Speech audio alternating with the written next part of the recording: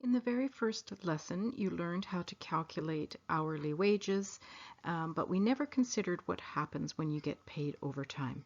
In the second lessons, you learned and read a little bit about the overtime rules in BC, and now it's going to be a chance for you to put it all together with some calculations. So if you are asked to work a very long shift, that means that you should get paid overtime. And what does a very long shift mean? It means that you are work more than 8 hours. And if that's the case, then you should be paid time and a half. So 1.5 times your salary. For example, if you work a 10-hour day, then you worked an extra 2 hours and you should get paid more for those 2 hours. So let's take a look at what that would look like in a sample calculation. And I would always suggest filling out a table. Notice our table's just gotten a little bit bigger with hours, regular, and time and a half. So this will help us keep track of how we are paid for each hour. So the hours she works is 9 hours long for 4 days, and it doesn't specifically say what days of the week she works, so we're just going to assume that it's the first 4 days of the week, since it doesn't seem to matter for this problem. So she works 9 hours for 4 days. That means the total number of hours she worked that week is 36 hours, so 4 times 9. She worked a total of 8 hours on the regular shift and an extra 1 hour overtime for each of these days.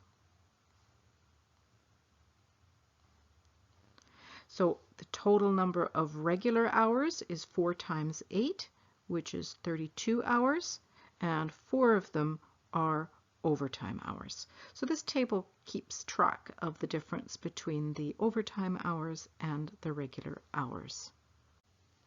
So she is paid $11.35 an hour regular pay. So before we start doing some calculations, let's figure out what her overtime pay is per hour. So overtime pay is time and a half. That's what this symbol down here means, time and a half. So we're going to take $11.35 and multiply it by time and a half, so 1.5.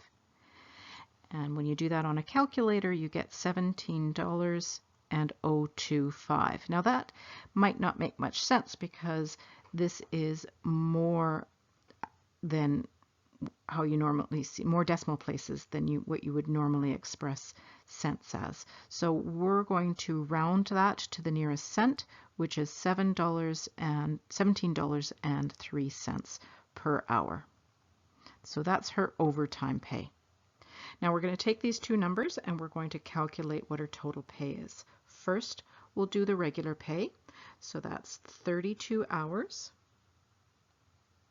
times the wage that she makes at regular pay, which is $11.35. And multiplying those out, you get $363.20. Now for her overtime pay, it's 4 hours and her overtime salary is $17.03, which is $68.12.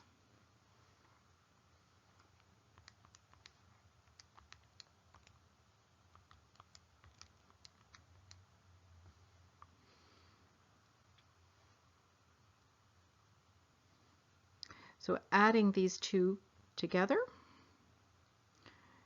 you get $431.32.